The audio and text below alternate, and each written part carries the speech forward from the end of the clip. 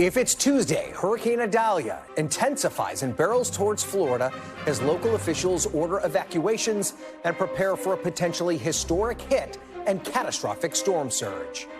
Plus, the White House battles growing concern about voters, over the voters among voters about the president's age and fitness for office in 2024 as Biden makes a major push on the issue of prescription drug costs, betting that his record will be a prescription for re-election.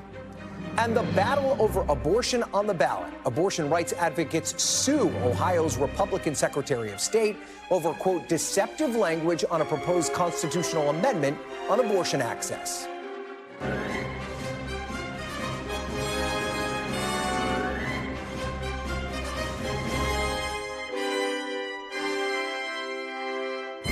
Hello and welcome to Meet the Press Now. I'm Ryan Nobles in for Kristen Welker. At this hour, we are tracking Hurricane Idalia as it intensifies and as disaster preparations are well underway in Florida and beyond ahead of the storm's landfall, which is expected tomorrow.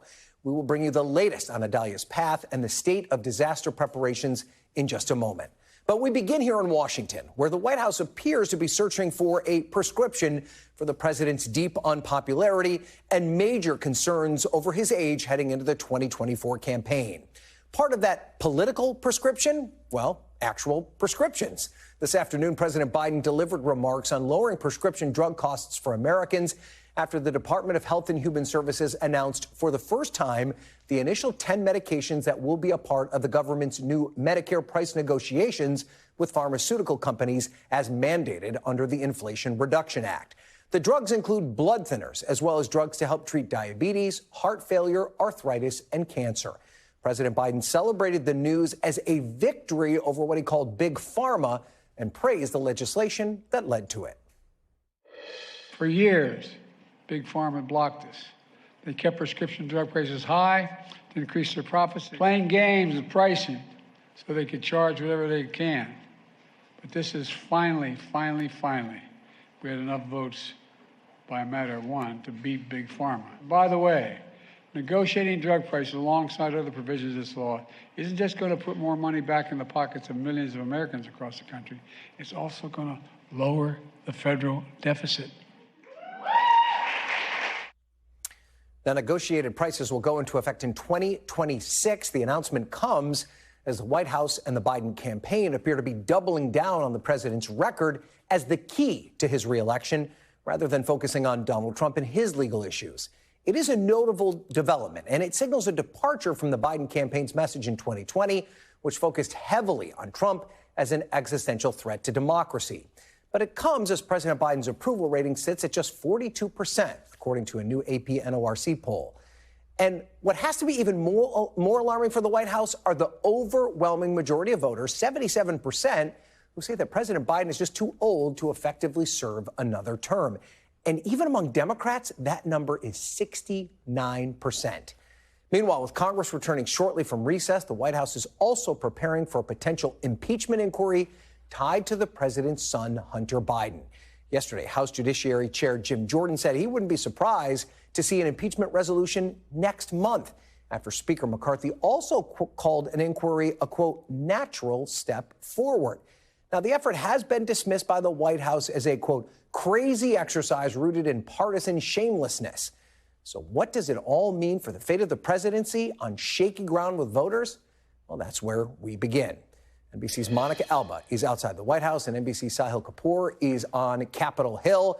So, Monica, today's event was about prescription drugs, but it was, in a larger sense, about re-election. What did we hear at the White House today? Yeah, and this was really a moment for President Biden to take a victory lap on that legislation that he himself has said he wished he had called it something different. The Inflation Reduction Act, which, of course, was aimed at trying to bring down some costs and prices for Americans. But it also included a whole bunch of other things, and this was one of the main things. Now, the president initially wanted this to apply to medications for all Americans. In the end, he was only able to secure for Medicare participants. But it's a big win in the sense that millions who rely on those kinds of drugs that you talked about in the introduction will now be able to hopefully secure them for a far lower price. And they're not going to see the effects of that until after the 2024 election for sure. Really, it's not going to be until 2026 that they're going to go to their pharmacy counter and get these cheaper drugs. But still, it shows the president and the vice president and the White House argue how they're working, and the administration is trying to deliver on campaign promises, on things that past presidents have tried to do to take on big pharma and have failed in the past. So this is really something where the White House will say, look, if Republicans want to talk about a potential impeachment inquiry, if they want to be talking about the Hunter Biden investigations, they're okay with that. We're going to let the president talk about what they argue he's doing for the American people on a daily basis and delivering things that really will have an impact on their lives. The vice president summed it up by saying Americans shouldn't have to choose whether they're going to fill up their refrigerators or fill their prescriptions. Ryan. All right, so Sahil, Democrats are pretty proud of the Inflation Reduction Act as well. Is this what they want to hear the White House talking about? Yes, it absolutely is, Ryan. They want to talk about this. They want to talk about chips and science. They want to talk about manufacturing, infrastructure. Prescription drugs is a big one because it's one of the most popular provisions, if not the most popular provision in the Inflation Reduction Act. It's a major issue for voters, especially older voters, most notably women above 50 who are a crucial swing voting bloc, could be decisive in the 2024 election. This is a way for Democrats to try and show that they care about rising costs, that they're working to tackle inflation. They also see it as a way to boost their own approval and President Biden's currently low approval on the economy. And as Monica was pointing out, Democrats like that contrast of them focusing on these policy issues that make the kitchen table versus some of the other drama that goes on Capitol Hill that doesn't ultimately directly impact people's lives. Yeah, and to Sahil's point, Monica, if they're talking about prescription drugs and these other kitchen table issues, they're not talking about Donald Trump and his legal problems. We heard Cedric Richmond over the weekend say that the Biden campaign wasn't really going to touch any of that legal information. What can you tell us about that decision? Yeah, and it's interesting because that's their public posture, and that is what we're hearing. But you really just have to look no further than the president's own re-election video when he said he was going to seek another term. The first frames of that were about January 6th, were about those threats to democracy. So it is a real key centerpiece to the entire argument that Joe Biden has made these last couple of years of why he feels he wants to continue to serve and why someone like Donald Trump, he argues, should not. So it's certainly hard to say that they're just not going to really reference it. I think they take that position because it allows them to make the rhetorical argument that they can focus on some of these other things like prescription drug prices and implementation of legislation. But this was something that the president really took on even in the 2022 midterms. He was giving speeches specifically about January 6th and, again, those threats to democracy that he perceived. So I really think the president will address this later on in the campaign. What they're essentially saying is there's a time and place for it, but what they're not going to do is speak to the specifics of the Department of Justice and special counsel investigations in anything that would give any appearance that they somehow have any influence over that. The president's been crystal clear about that, and that's been a really important priority for him as well. So they have to kind of walk that fine line of having separation between the White House and the DOJ while also laying out why they feel that this is an existential moment for 2024. And you saw this a little bit in how they responded to the GOP debate last week. Even though Donald Trump wasn't on the stage, their main argument was tying everybody who was to the ideology of former President Trump. So that's something they're certainly going to be able to do, while maybe not saying it's going to be their number one priority, which is a contrast with 2020, Ryan. Well, and of course, Sahil, this is not going to keep House Republicans from backing off. We're already starting to see more and more Republicans in leadership walk closer and closer to the possibility of an impeachment inquiry. Where do we stand with that? Yeah, and that includes Speaker Kevin McCarthy, who said an impeachment inquiry is a natural step forward for House Republicans based on the investigations that they've been doing so far. The problem is McCarthy faces real dissent in his slim House majority, including from the 18 Republicans who sit in districts that President Biden carried in the 2020 election. You know, there are a lot of symbolic votes that happen around here that don't ultimately matter to the lives of voters, that they won't pay a price for. But impeaching a president that their constituents voted for, that is a big deal that they're going to have to defend.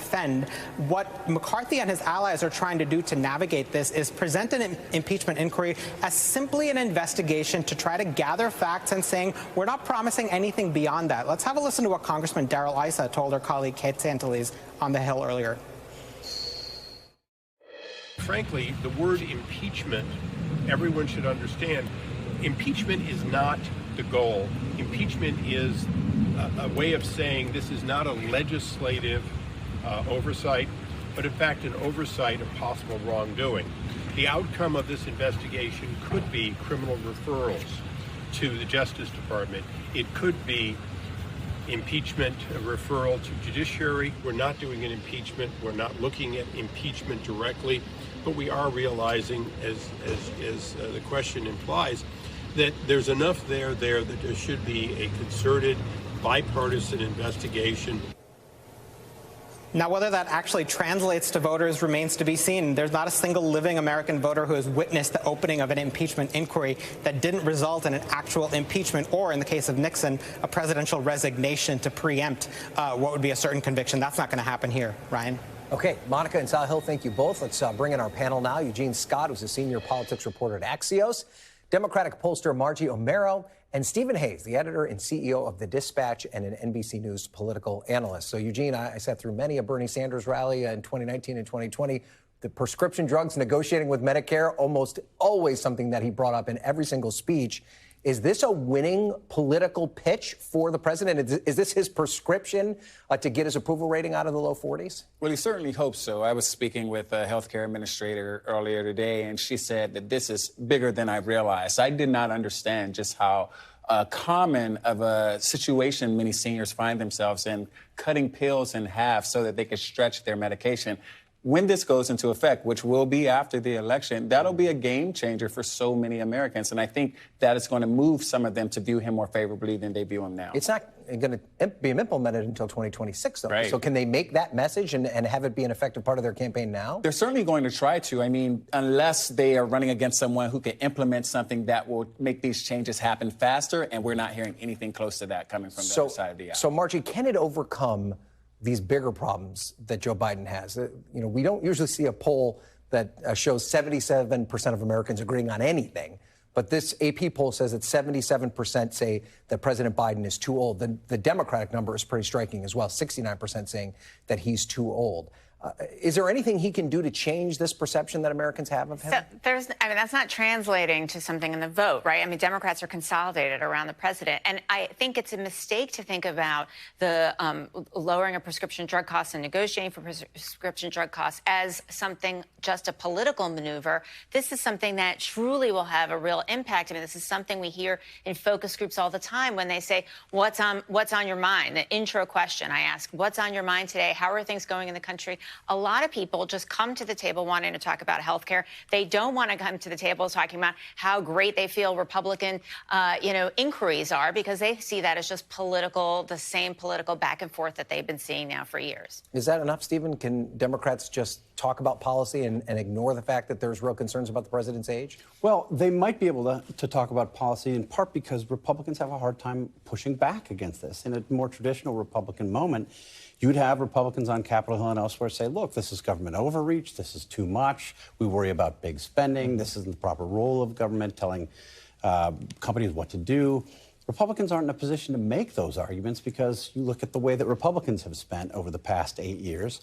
They can't very much pull the small government card now. So I think they're a little bit compromised in their ability to attack the policy grounds on policy grounds. We don't often see them even trying to engage on policy issues, do we, Eugene? Not really. I mean, when you and I run into each other in the hallways of Capitol Hill, it's usually tied to some drama. And I think that is something many Americans know right now. And so when you have something like this, it reminds people that there are issues that need to be addressed during the campaign that aren't related to whether someone supports Trump or not, or is trying to be vindictive when it comes to impeachment. I think something that was really interesting today about the presser is that it actually started with Vice President Kamala Harris. And we will see, I believe, her take more of a lead moving forward as we head to Election Day that is aimed perhaps at making some Americans who do feel like President Biden might be too old to remember that he's working with someone who is not. Is that a wise move, Stephen? I mean, she has high negatives, particularly with independent voters. Is putting Kamala Harris out front a smart idea for them? I mean, I don't think it solves the age problem. Yeah. Look, think about what the Biden White House, the Biden campaign has going against it right now. You talk about low approval ratings. In most polls, he's more than 10 points underwater. You talk about these questions about Hunter Biden, while they may not yet involve Joe Biden, they're more serious than I think a lot of people thought they were. You talk about the other questions about his age, as you said, 70% of Democrats, almost 8 in 10, but yes. almost 8 in 10 Americans. I mean, these are huge numbers. If you could just separate those and say, here's the profile of a candidate who's running for re-election as President of the United States. Is this candidate going to win? We would all say no. The problem for Republicans is Donald Trump is the biggest story on the Republican side. You know, it's hard for people to answer these kinds of hypotheticals. There was once a poll, and I asked a variety. This was, I think, the 2008 election. Would you vote for someone who was divorced, who was a woman, who was this? And the hypothetical candidate that people objected to the most, smoker. So I think it's hard but in this case, to it's not ask a about these. Candidate, right? Look, I mean, it's we Joe have Biden, we have and every data. time he talks, you're reminded of how old he is. Well, we have data on the election cycle so far. We have the Wisconsin Supreme Court election. We have the Ohio ballot measure that just happened. Huge turnout among Democrats and among folks who support abortion rights, who are mad about erosions of democracy. So I think we have data that suggests that people are engaged, and following that engagement is really benefiting Democrats and it's benefiting the president. Okay, so I want to show you something that Dan Pfeiffer, the former Obama advisor, said about this coalition that the president needs to build if he's going to win in 2024. He says that Biden's task is more difficult because the anti-MAGA majority is more diverse generationally, demographically, geographically, and ideologically than the MAGA minority. And communicating to younger voters Biden's accomplishments and the stakes of this election are his top priorities. So if the goal is to bring back kind of this 2020 coalition, Margie, why should the president talk about both his accomplishments and the stakes of the election? Because a big part of his pitch to voters in 2020 was, I'm not Donald Trump, right? I think absolutely. Look, I think his agenda, his accomplishments are enormously popular. We just did something for Navigator that showed the Inflation Reduction Act is just as popular now as it was a year ago. That's not something that you saw, for example, with the Trump tax cuts. And a whole variety, whether it's chips and infrastructure, those things continue to be popular. In addition to that, and this is something that the president is uniquely able to do, and it's certainly something that, you know, Democrats as a group are doing, which is to demonstrate we want to get beyond this mess. And the other side is not offering that. The other side is saying, let's have more mess. And we are seeing a strategy, Eugene, with Republicans to essentially kind of drag President Biden into the same sort of controversies that President Trump finds himself in. That's part of why we saw Darrell Issa a few minutes ago talking about an impeachment inquiry and kind of talking around exactly what they mean by that. We did see the White House counsel's office, of all people, or of a group of people, put out talking points pushing back against a potential impeachment inquiry. Is that odd for that particular group to put out partisan talking points like that? And does it show perhaps that the White House is concerned about what could be in the offing here in the next couple of weeks? Well, I certainly think they aren't turning a blind eye. You cannot afford to, especially in an election that is going to be this close. And so we know, all of us know how powerful disinformation is and what impact that can have on the electorate. And I think what we're going to see more from the White House is efforts to correct narratives that they believe aren't accurate, with the hope that it will, you know, keep their base, this base that Pfeiffer was talking about, as well as independent voters and perhaps even maybe some conservatives who don't want Donald Trump. And quickly from both of you, could an impeachment inquiry actually help President Biden? Could it energize the base that hasn't quite been energized yet? I think it complicates what Republicans are doing for the reasons that the package suggested. But no, I think if Joe Biden is showing, like if you look at the collapse of the plea deal, for instance, there are serious questions about that being asked not by partisan Republicans, but by independent legal analysts and even Democrats. If those grow, I think it's a problem for Joe Biden because it's harder for him to say, these guys are the crooks. Okay, Margie, quickly. I mean, look, it will be another example of Republicans wanting to, you know, tie the government up in knots. But I don't want to see any time taken away from Biden's agenda, which is really popular and is aimed at really helping people. Okay, we're going to have to leave it there. Thanks, everyone. We appreciate you being here. Eugene Scott, Margie O'Mara, and Stephen Hayes, we appreciate you being here. And coming up, Florida braces for impact as Hurricane Idalia barrels towards the state's west coast. We'll get the latest track and head live to where storm preparations are underway. Plus, as former President Trump's legal woes keep stacking up, new developments today, and the effort by his former chief of staff to move his trial to federal court. You're watching Meet the Press now.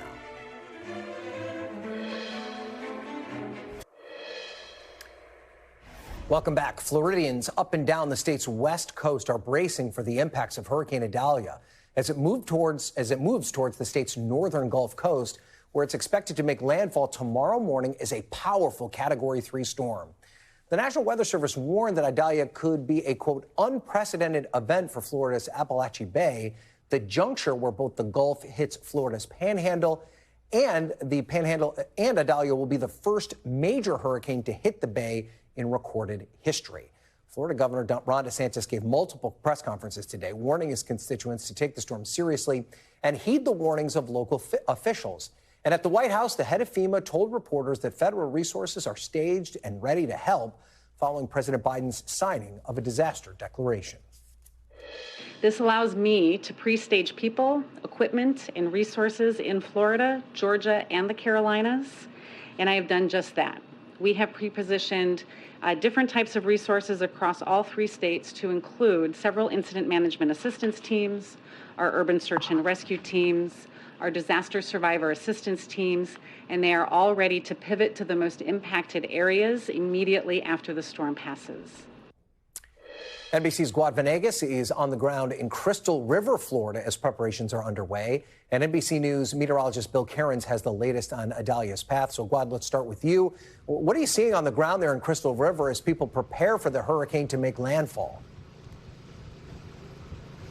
Ryan, well, this is a Zone A. The state of Florida has different evacuation zones that have been set up, and this is one of the areas where there's a mandatory evacuation order. We got it on our phones earlier. The message that came through our phone said, life-threatening storm surge expected, evacuate Zone A, take action now. You can see the water behind me. There's a lot of water in these areas. These are channels where people have boats right up against their properties. Now, I've spoken to some of the residents here who tell me that the buildings that are right next to this water can probably take about a 6-foot storm surge, or the land can, before this water begins entering some of these buildings. There's a hotel here, there's a large home, and many homes in this area. So if we get a surge of more than 6 or 7 feet here, then the water would be going into people's homes. Now, the governor said that we expect more than 12 feet of a surge in some parts of Florida. So this is why this is one of the areas that's under that mandatory evacuation. Now, we've been driving around some of the stores here and seeing people prepare. Most of the people have evacuated, but I did speak to some people who said they're going to ride it out. They've been through this before. As always, we always talk to individuals who say we've prepared as best as possible. Water, food, we've got the generator, and we're just going to wait and see what happens. Now, when I spoke to the people at this hotel, I said, well, is there anything you can do to protect the building from the water once it rises, if it were to rise? And they said, no, not really. We prepared as best as possible inside of it, but at this point, it's just time for us to wait. And Guad, talk to us about this part of Florida. I mean, the Gulf Coast in general is used to dealing with storms of this magnitude, but that particular area where you're in now, the National Weather Service said that the hurricane would be unprecedented. Are people there ready for what could potentially hit them? Right. So when they say unprecedented, they want people to to understand that they can't compare it to anything else, right? Because the people that live here have never experienced a direct hit of a hurricane. So that's why they're saying you can't really compare it to anything else. And of course, residents in Florida prepare for hurricanes every year, but usually, the hurricane will go in a different direction, and the residents of a specific area might not have the experience of having that direct hit. So that's why they want everyone to be prepared. The governor said there's about 22 counties with evacuation orders in place. There's different things that are creating danger here, right? There's the hurricane with the wind. We've got the rainfall, but there's been a lot of talk about the possibility of a storm surge, especially for these communities right off the water. And if you look at the map, there's a lot of communities off the west coast of Florida going north into the Gulf Coast. And these are those vulnerable communities that could suffer if we see the storm surge that the forecast has been indicating could be as high as 12 feet, Ryan. Okay. Thank you so much, Guad. So, Bill, let's go to you. When do we expect Idalia to make landfall, and how much stronger is it going to get before it does?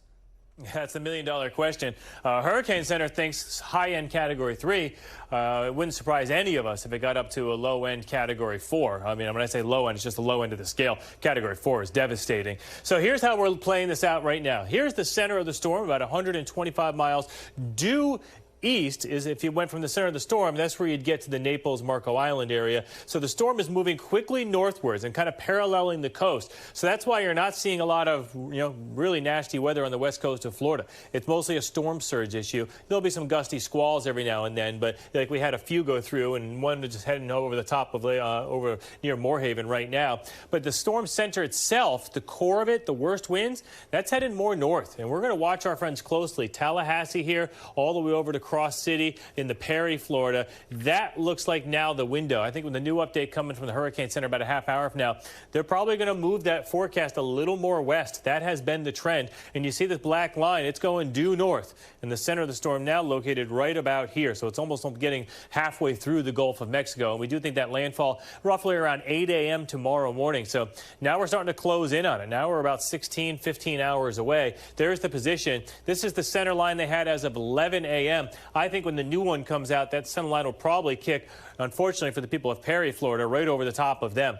And that would put the worst portion of the storm surge still from Cedar Key here all the way through this area here just south of Cross City. This is swampy area. This isn't beaches. There's not a lot of development in here. It's extremely rural, but those little small fishing communities and inland communities, those are the ones we're most concerned with. And you notice all of our computer models. The center black line, that's the Hurricane Center's forecast. All of these other colored lines are from our different computer models. Most of them are to the west, including this purple one, which is called our European computer model. So typically one of our more accurate ones. That's the most far west. The people in Tallahassee don't like that at all. We do not want the core of this hurricane heading over Tallahassee, which pretty much sits in the middle of a forest. It would just be devastating, and people wouldn't have power for weeks on end if that was the case. Storm surge, we know that that's going to be one of the huge issues, especially even for areas on the west coast of Florida that don't get hit by the core of the storm. Just because of the winds, onshore flow here, 4 to 7 feet possible tonight into early tomorrow morning. Especially at the high tide, right around 4:20 a.m. That could be the high water mark around the Tampa, Pinellas County areas. And as we go northwards here around Hernando and Brooksville, these coastal communities where we saw Guad, this is where we could get into the 9-foot tall. So yeah, where he was standing, where his feet were, that was probably down at water level. Picture 9 feet higher than where he was. So yes, that water would go into the homes in that area. And of course, the wind, isolated power outages, St. Pete, Tampa area, but extreme power outages possible to the north. Ryan, our friends in the National Weather Service in Tallahassee just sent out a statement saying that some of these areas will be uninhabitable for weeks. This is the real deal. All right, Bill Cairns, we'll continue to track this over the next couple of days. Thank you for that, Bill. Up next, the latest on the coming collision between former President Trump's legal troubles and the political calendar. You're watching Meet the Press now.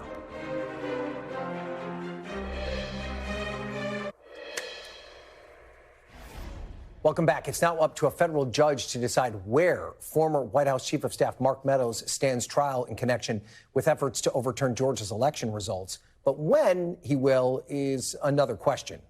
This afternoon, the judge requested additional information from both sides before issuing that decision. It comes the day after Meadows took the stand, arguing that his case should be moved out of Fulton County to federal court because his actions were tied to his role as White House Chief of Staff. The judge hasn't given a timetable for the ruling, indicating that as of now, Meadows should still plan to be arraigned alongside Donald Trump and all of their co-defendants on September 6th. NBC's Blaine Alexander joins me now from Atlanta. So, Blaine, did the judge provide any guidance for when he's going to issue a decision on Meadows? Well, Ryan, he did indicate that he's not going to rush on this, but we do know he's not going to issue any sort of ruling before Friday. That's because he said that both sides need to submit more information, and he's given them until a Thursday close of business, Thursday at 5 p.m. to submit that information. So because he's going to take that into account, we know that there's not going to be any sort of ruling coming before then. But he did kind of leave the door open for this possibly going into next week. Remember, September 6th is the date that arraignments have been set. Now, he said that if he has not ruled before then the state process should keep going as scheduled, and that Meadows has to go ahead with any sort of arraignment here in Fulton County. Now, of course, he could choose to waive that arraignment, but the judge on the federal side is saying he's not stopping it. He's not stopping him from moving forward there. So he did, give kind of a nod to the fact that he knows this could be precedent setting, at least as far as the other 18 co-defendants go as well. So he's going to take his time with his decision, recognizing, though, that time is of the essence. All right, Blaine Alexander, live for us in Fulton County. Thank you so much. For more, I'm joined now by Carol Lam, a former U.S. attorney and a former judge. She's now an NBC News legal analyst. So, Carol, Do you think that Mark Meadows made a legitimate case yesterday for moving his trial to federal court? Well, Ryan, I think the reason you see the judge in federal court taking his time to make this decision is because it is not a slam dunk for either side. This issue doesn't actually arise that often. It arises more frequently in civil cases between the state and the federal court system. It doesn't arise that much in criminal cases. And in criminal cases, there is additional deference that's paid by the federal courts to state court prosecutions. So the facts here are such that Mr. Meadows is saying that, oh, everything I did was within my job scope as a federal employee. Fani Willis is, of course, taking the opposite view, and she put on members of the Georgia state government to say, no, he was way outside the bounds. He was acting as a campaign official, and he was interfering with our state electoral system. The thing is that Mr. Meadows only has to meet a fairly low bar. He just has to be able to make a colorable claim or a colorable defense. And what that means is basically a plausible defense. It doesn't require that he prove beyond a reasonable doubt that he was acting within the scope of his federal duties. So the judge is going to take the time necessary to put out an opinion that he thinks is going to withstand appeal. But that is the point, I think. The point is that either side, I believe, can appeal immediately this decision, and that is going to slow the proceedings down even more. If Meadows is successful, how much of an advantage would it give him?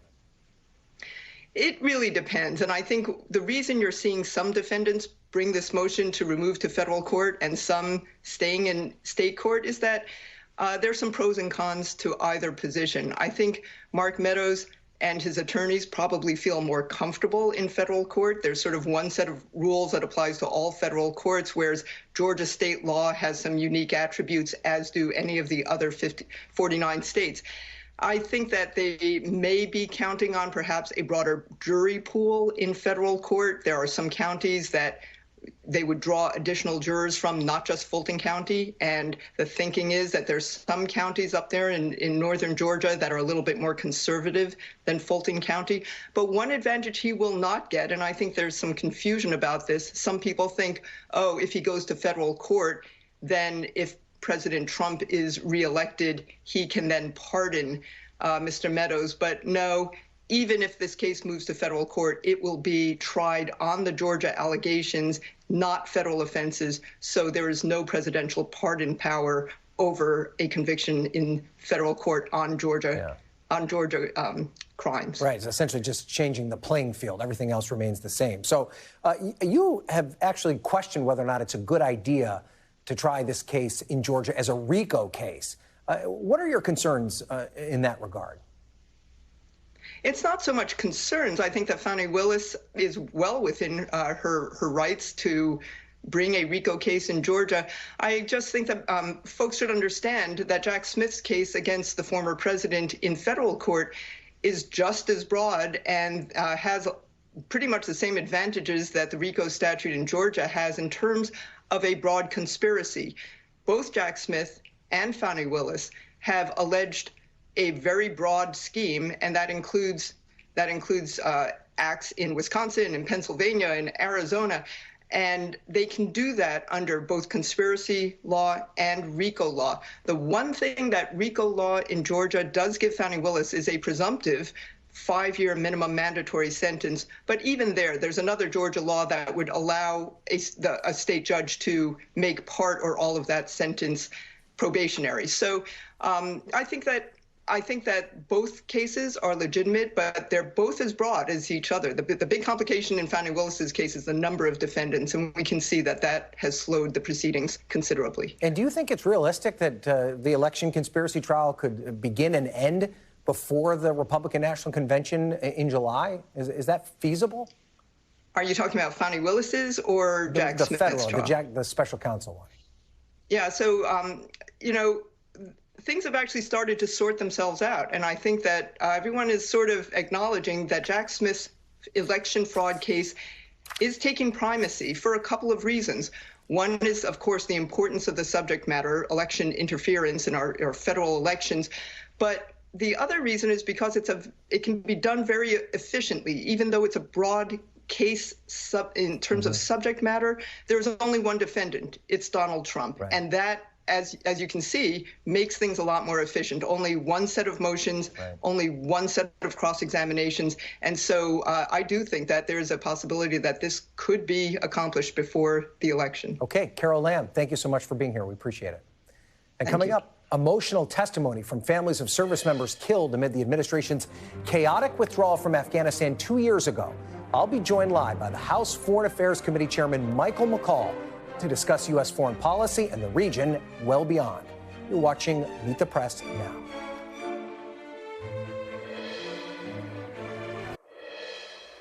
And welcome back. Tomorrow marks the two-year anniversary since the last American soldiers withdrew from Afghanistan. And we're learning new information about some of the turmoil happening behind the scenes inside the White House amid that chaotic withdrawal. In an excerpt of his coming book about the first 2 years of the Biden presidency, Franklin Foer, a writer at The Atlantic, recounts a moment in the aftermath of that deadly attack at Abbey Gate that killed 13 U.S. service members. He writes, quote, after the dignified transfer, the families piled onto a bus. A sister of one of the dead screamed in Biden's direction, I hope you burn in hell. Of all the moments in August, this was the one that caused the president to second-guess himself. He asked Press Secretary Jen Psaki, did I do something wrong? Maybe I should have handled that differently. Meanwhile, today, the House Foreign Affairs Committee held a roundtable discussion with some of the Gold Star families of the Abbey Gate attack. Take a listen. We need closure as a parents. We need this administration to apologize for the awful decisions that lead to the death of our kids. Admit the mistakes they made. We find ourselves here in the nation's capital to fight for answers. Answers that you would think would come naturally to Gold Star families. Not only those of us present, but to all of those that came before us. President Biden and his executive cabinet must accept responsibility publicly for the chaotic withdrawal at the end of the 20-year war.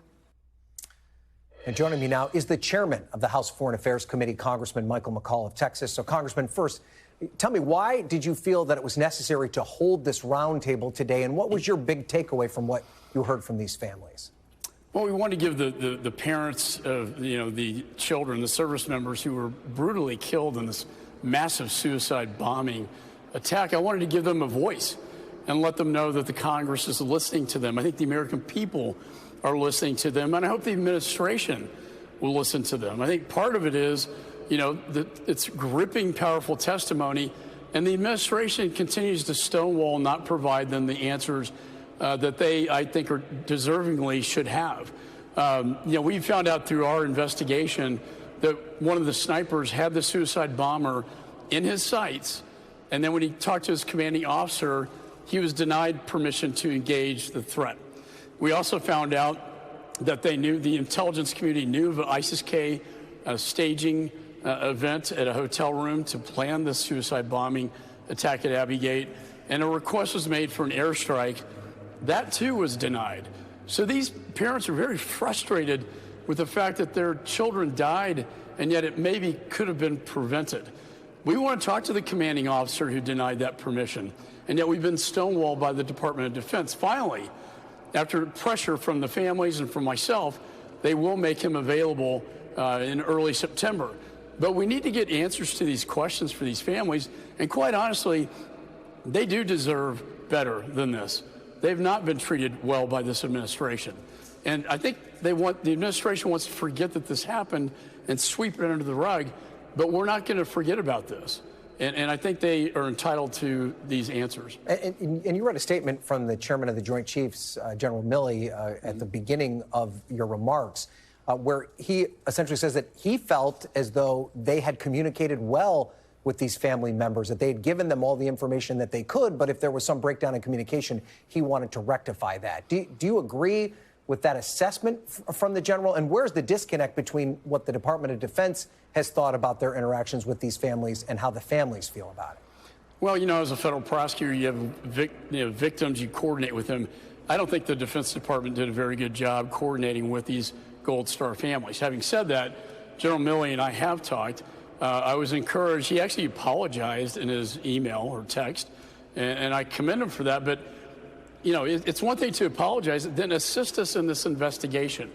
Since I talked to General Milley, they are going to make the commanding officer, you know, available to testify. But, you know, in leadership, when you make a mistake and you fail, you own it. And you know, President Truman said the buck stops here. They feel like the buck is being passed on and forgotten about. And that's what really hurts them the most as they think about their children who lost their lives that actually could have been prevented had there not been so much chaos on the ground. Finally, Ryan, you know, the State Department is supposed to be in charge of this evacuation, and yet they didn't seek an evacuation plan from the Defense Department until 2 days after Kabul fell. The president put them under enormous artificial deadlines that was not necessary. So the whole thing was chaotic on the ground under artificial deadlines, and nobody knew who was in charge. And that's what led to the chaos and the suicide bomber that killed 13 servicemen and women, injured 45, and killed 170 Afghans. This is a massive suicide bomb attack. So the Pentagon did respond to the roundtable today and some of the comments that were made. I want to play that for you and give you the chance to respond. Sure.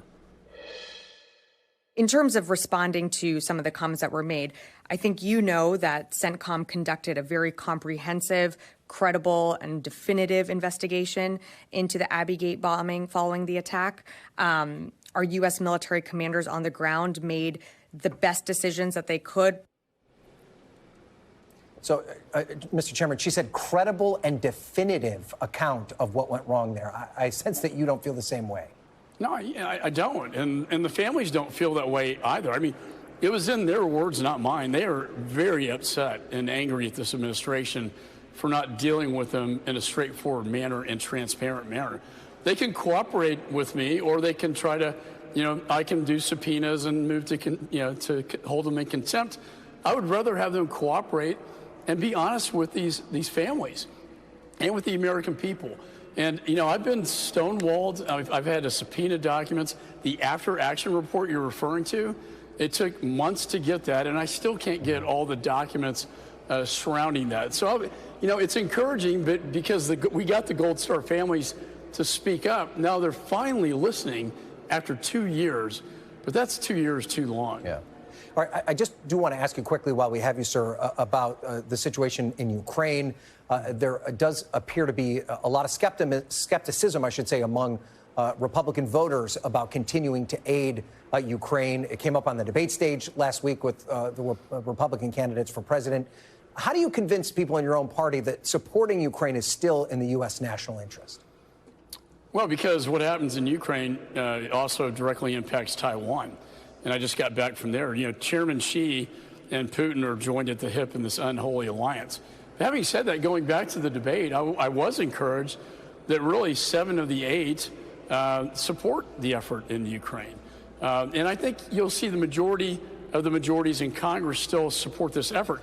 My criticism has been they haven't been given the weapons necessary for victory, but rather to survive. And I think with the counteroffensive, the administration did not serve Ukraine well. Having said that, you know, we're going to take a look at this, but they did not collaborate with us. And I've talked to the speaker.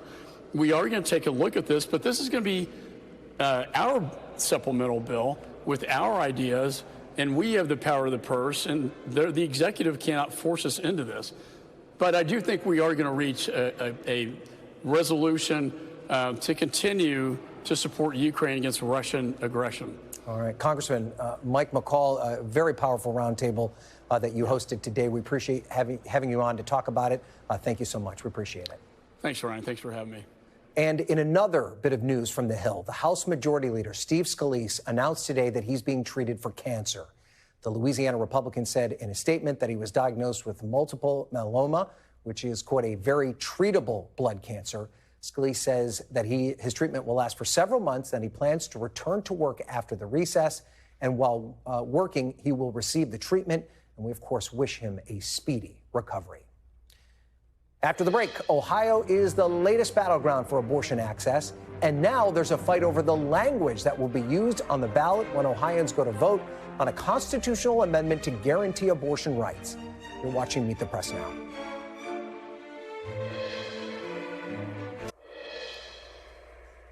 Welcome back. The group backing an Ohio ballot measure that would enshrine the right to an abortion in the state's constitution filed a lawsuit against Ohio's ballot board yesterday.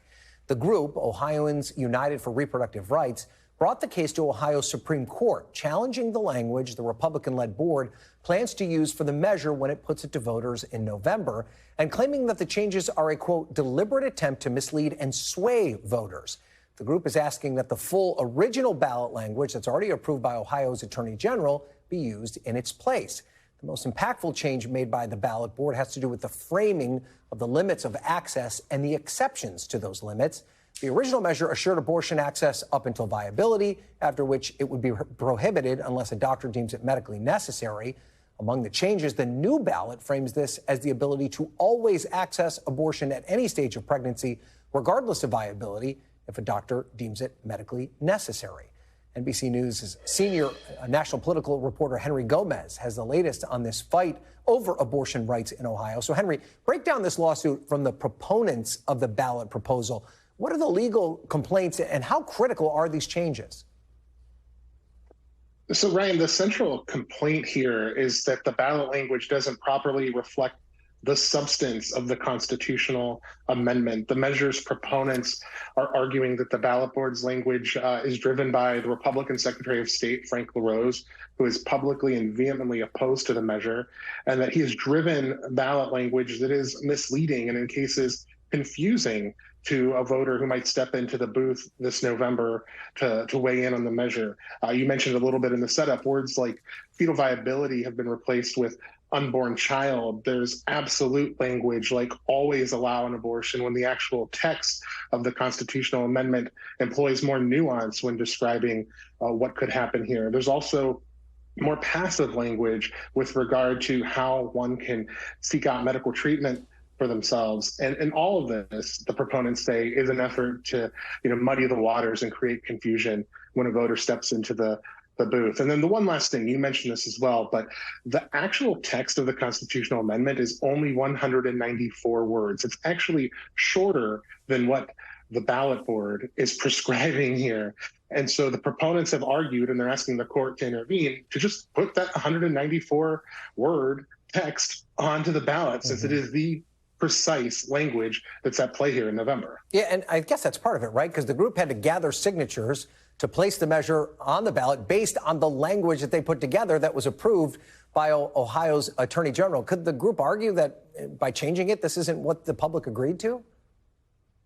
That is part of the complaint, Ryan. It's not the central part of the complaint, but they do go into detail about how this was the language that was on the petitions that were circulated. This is the language that the Attorney General, Dave Yost, who, by the way, is a conservative Republican who is opposed to abortion, has already approved, and that by not allowing this language to go forth on the ballot or to allow this replacement language that muddies the waters would be a disservice to all of those previous efforts and decisions made.